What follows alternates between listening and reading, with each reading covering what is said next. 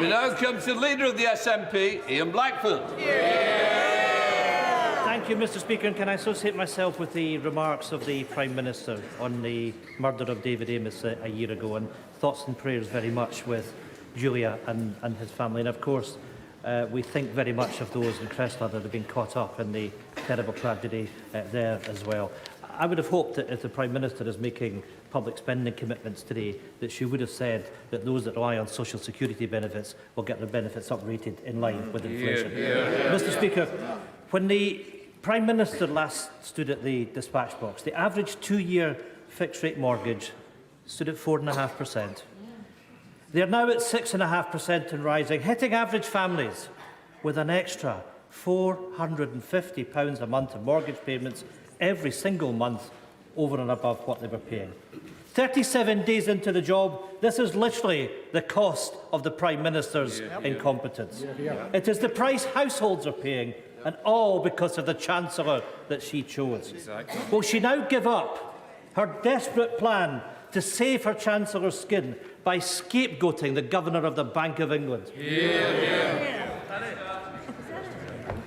Mr Speaker, the action we have taken has meant that families in Scotland and across the United Kingdom are not facing gargantuan energy bills. And what the Honourable Gentleman and his friends in Scotland could do to help us out is build the nuclear power stations that are going to help our energy security, help us get more gas out of the North Sea to help deliver on a more secure energy future for all of our people. Ian Blackford.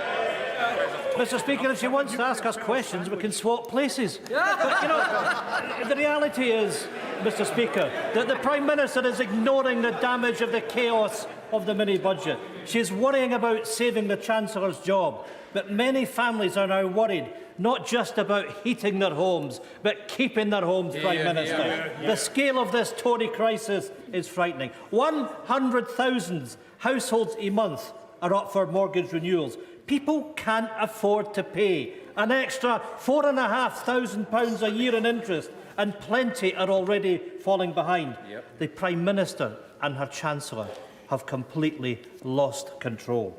The only thing growing under this government are mortgages, rents and bills. Is that what she really meant when she declared herself a pro-growth Prime Minister? Well, we have taken action on helping families heat their homes, and that's been very important, and I would love to see more support on delivering the energy security we need.